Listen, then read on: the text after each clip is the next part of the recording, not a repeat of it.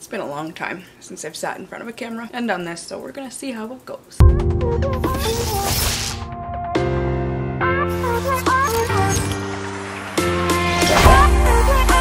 Hey guys, it's Zoe, and today I am going to be doing my August wrap-up. In August, I was taking part in the NEWTS Readathon. It was a month-long readathon, and I attempted to read 30 books. I got almost all the way there. I had about 100 pages left of my 30th book, so I'm gonna count it as a win. Like I said, it's been a long time since I've sat in front of a camera and done this, mostly because of the readathon. I started slumping about halfway through the month, and it took me 2 weeks to finish one book, and I had zero motivation to do anything else because it was just draining me. So I didn't film at all, and it was weird. So now that that's all done and I have free time and I can have a life again, we're back to filming somewhat normally. Fingers crossed.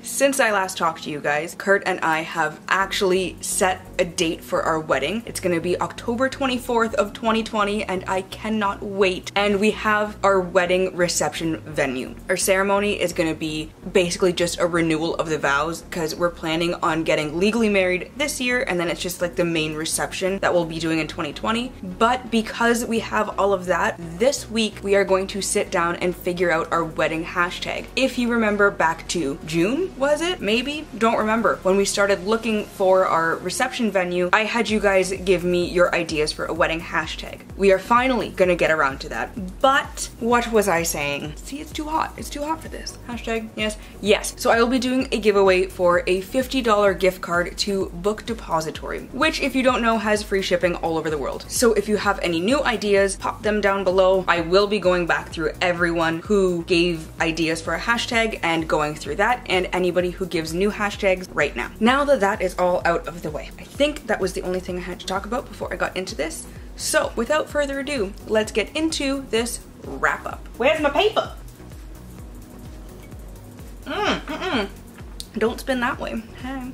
As you can see, I'm super lazy right now, hence the chair. Also too hot to stand, because that's just where we're at in life. I have the entire list here. I started vlogging. I vlogged for about a week and a half, maybe 2 weeks, and then I hit that reading slump. And I didn't vlog the rest of the month because mostly I forgot. Also, I wasn't reading for 2 weeks. It was terrible. So if you would like to see that week and a half that I did do, possibly 2 weeks, don't remember, let me know. If not, we'll just pretend that I didn't vlog anything and go from there. Now, let's actually get into this wrap up. I'm not gonna do it in the order that I read it because everything got kind of convoluted, and I was listening to an audiobook and reading a different physical book for most of this month, especially after that reading slump, so I was reading multiple books at once. So doing it in the order that I read them is going to confuse even me. And if I'm confused, you're definitely confused. Then I was gonna go through alphabetically each subject, what I read for those, and give my thoughts, but like, that's a lot.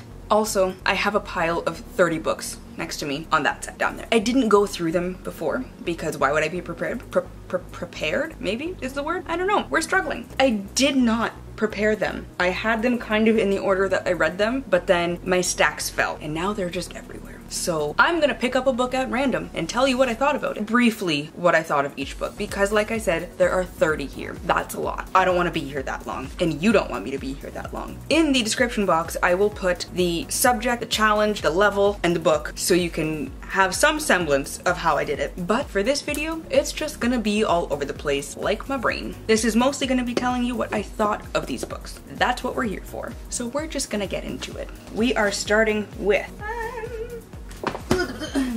We are not starting on a good note. The first book is Drowning is Inevitable by Shalonda Stanley. This one was a solid 1, maybe 1.5 out of 5 stars. Did not like it. I was mostly bored, didn't care about the characters, don't even really remember what happened. I think this one, the main character and her friend accidentally kill his father because he's abusive, and the son fought back for once and accidentally killed him. And then they go on the run. So, seems like it'd be a good concept. Was not pleased with this one. The next book is Prince of Shadows by Rachel Kane. This one is a Romeo and Juliet retelling that follows Benvolio, Romeo's cousin. Mostly Benvolio. Obviously, Romeo and Juliet are in there. Mercutio, he's got a big role. And I like Mercutio a lot. in this one. What I really liked about this one, I think I gave it a 4 out of 5 stars. It was kind of slow in places. It wasn't perfect, but I really liked it. What I really did like though is the fact that she took a lot of actual quotes from the play and used them in the book in a way that made sense. So a lot of the same scenes were there, but she wove, wow. Another story, there are a lot of people going to the water. Okay, I hope you can't actually see in my house right now, because that's weird. Anyways, she wove, that's where we were, a lot of the same language into this, and it was fantastic. It was well done. Like I said, a little bit slow in parts, but on the whole, it was good. Now I have Austin Powers quote stuck in my head. Preparation H does feel good, on the whole. And then I have, the next book is Homer's Iliad. This is some classic Greek literature. Was there actually a person named Homer? Nobody really knows. Could have been a lot of people that wrote this. However, I like it. It's good. I don't even know how to like really critique this though. It's like, yeah, plotline's great. Characters, one-dimensional, but like it's an epic poem and it's fantastic. I did give this 5 stars because I love it, but like I don't even know why I love it so much. It's just good. That's how my brain's working. If I ever figure out why I like it so much and what it did to deserve 5 stars, I'll let you know. I keep wanting to say the next book I read, but I did not read this in the order that I'm showing you. So that is a lie and I can't say that. So the next book is The Emerald City of Oz by L. Frank Baum. This is not the first book in the Wizard of Oz series. Don't know. I think, don't quote me on this, I'm not 100% sure. I think this is the 6th book. Is that volume 2? And there's 3 per volume? I think it's the 6th book, but I could be wrong. The Wizard of Oz is my favorite children's classic. Technically, you could say it's an American fairy tale, but I love it. I always get the same feeling as when I'm reading Alice in Wonderland, and I do love Alice in Wonderland, but something about the Wizard of Oz stories are perfection. Like the Iliad, can't really tell you why I love it so much. I just feel it in my heart. It's not even where my heart is, in my heart. The next 2 books in my pile of goodness, thank God they were together and I don't have to go searching through them, are Cinder and Scarlet by Marissa Meyer. Cinder's the first one, Scarlet's the second one. I think I gave these both 5 stars. You know, I could have had my Goodreads open next to me, or I could have actually remembered to write everything down in my notebook that I have, but I did not because couldn't tell you why, but I didn't all month. But I'm pretty sure that I gave both of these 5 out of 5 stars. I really liked Cinder. It was my second time reading it. I wasn't expecting to love Scarlet so much, but I liked it even better than Cinder. And from everything I've heard, it's not even the best one. A lot of people are telling me it was their least favorite one. So I'm excited to continue with this series. It's a sci-fi retelling of Cinderella and the Little Red Riding Hood. And I think the next one is Rapunzel. Don't quote me on that. I'm not 100% sure. Yeah, it's on the back. Maybe you can quote me on that. Cress looks like Rapunzel. Winter looks like Snow White. So that's exciting. I love retellings. I love fairy tales. Not a big fan of sci-fi, but it worked really well in these 2. Still not a huge fan of sci-fi outside of these books, but take what you can get. Ooh, I'm ready for the controversy. The next book is one that I didn't like, not very much at all. This one was They Both Die at the End by Adam Silvera. This little bastard. Every single review, almost every single review, like 99% of them, everyone said it was heart-wrenching and they cried the entire time and it ruined them, and I fully expected this to ruin me because I cry at everything. If you kept up with the updates on Goodreads when I was reading this, or the review that I wrote, I didn't cry once. Not a single time. And I've mentioned that I cry at everything. Those Share Happiness Coke commercials, I cry. I cry every time. Every single time. You see a cute puppy, I cry. A cute baby, I cry. This book did not cry a single time. I came close. It was at that point where, you know, when it's like you feel the pressure building behind your eyes and in your nose, and you know you're about to have a gut-wrenching cry, but then it didn't happen. It was on par with when you have to sneeze really, really badly, and then it's just gone. Or when you have to pee really badly, and only a little tiny trickle comes out. That's how I was feeling the whole time I read this. I was expecting it. I was ready for it, and then nothing. I think it's because I didn't really connect with the characters much at all. I literally just choked on my spit. Are you kidding me? How dumb are you? Anyways, not a fan. Like, it was good, but it wasn't great. It wasn't anything special. Oh, that's such a pretty floof. And you have really pretty hair too. Hi. Oh my God, so many people are walking by. I did not authorize this. Oh, there's a bunny? There's wildlife everywhere. Humans, animals.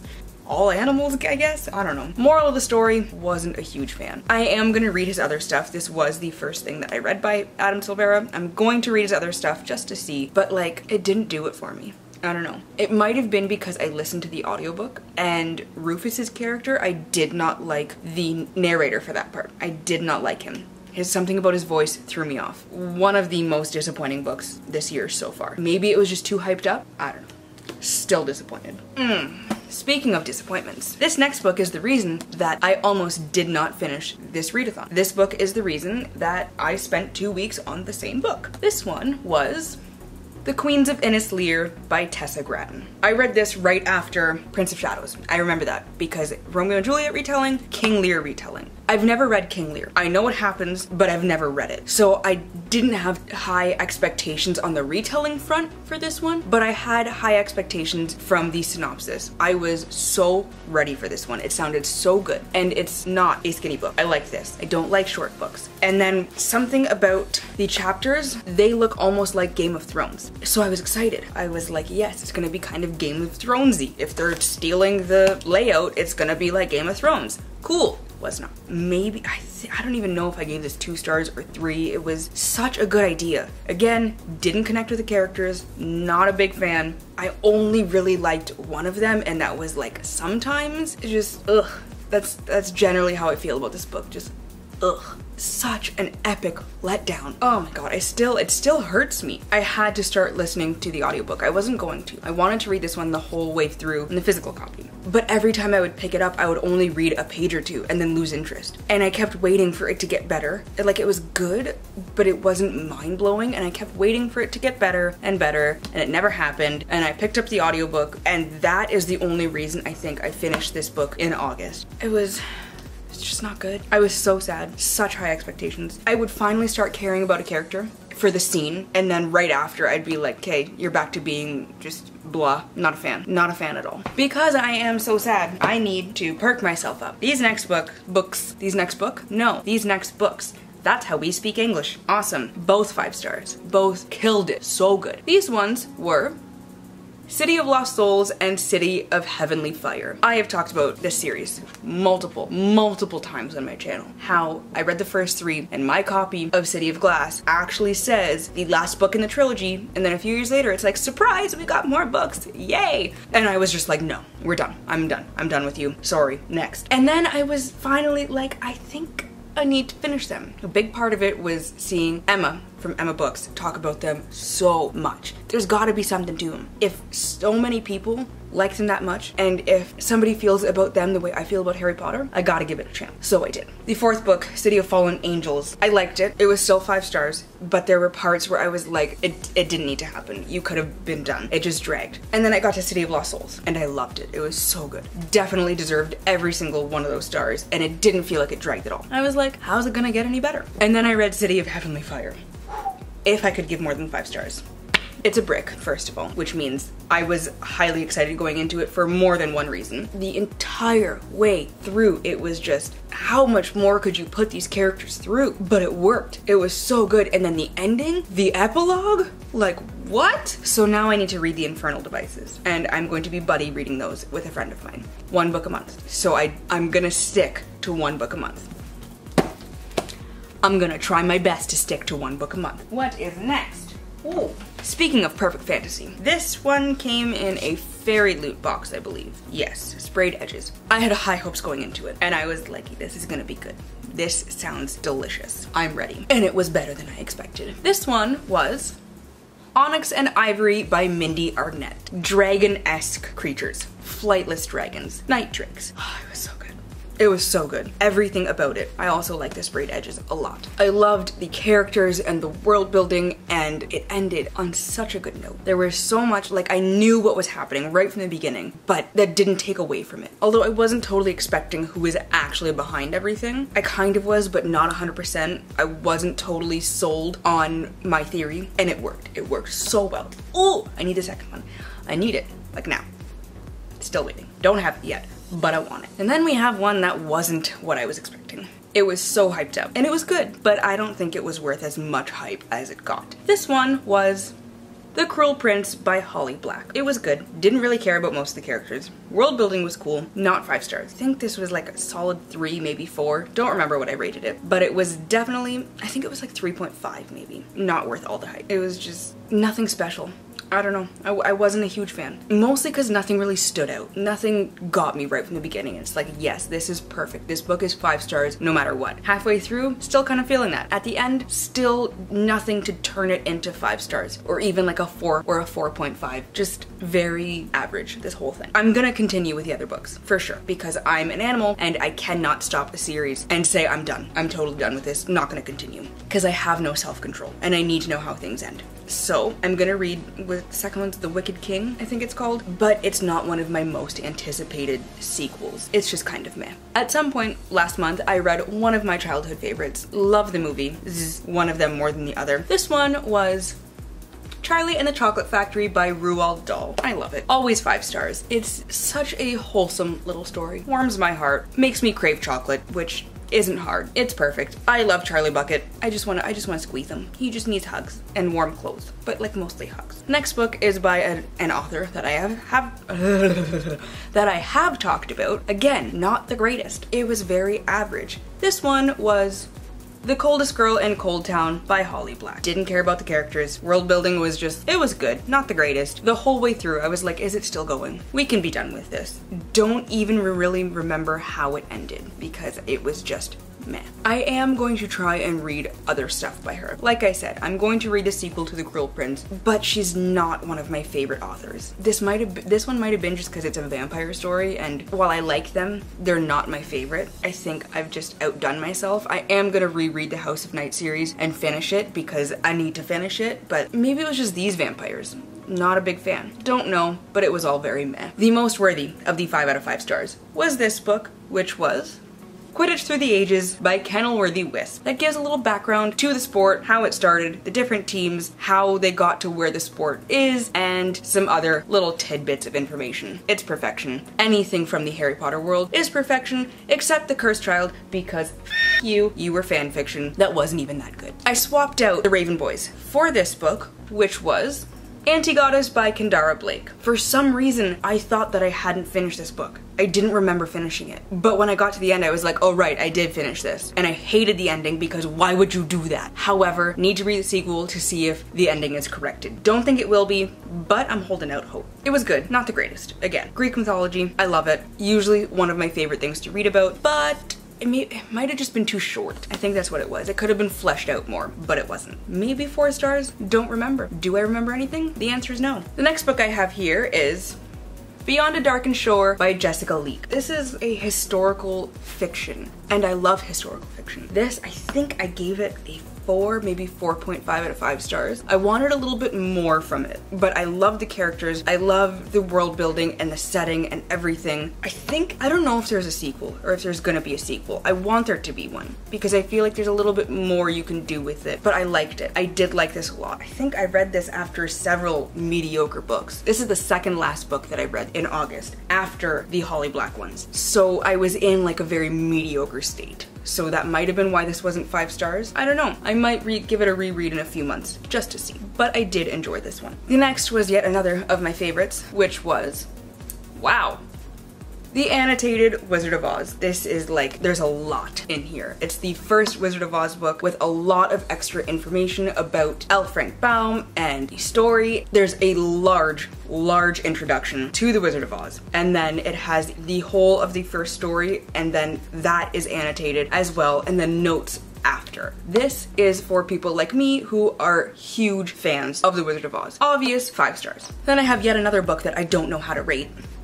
The Light Princess by George MacDonald. This is like a little tiny fairy tale. Like, it's good, but it's not the greatest. I didn't like it that much the first time I read it, but this time I liked it a lot more. Also very Alice in Wonderland-y feel to it. And it's like, do I give it 5 stars or do I give it 2? Don't know. With this one, as with others, when I know, you'll know. And then the last thing that I have, the last 10 things that I have. I don't want to hold them all up because there's a lot. There are just so many. So we'll hold up the first one. These last 10 things are The Confessions of Georgia Nicholson series by Louise Renison. This is the first one, Angus Thongs and Full Frontal Snogging. I read all 10 books. 3 of them did not fulfill any challenges, but I needed to read them to get to the 10th one. And of course it worked out that the 3 that I needed to read, I haven't read 2 of them. So I couldn't even skip them and just be like, whatever. This series, my god, I started reading it when I was 14.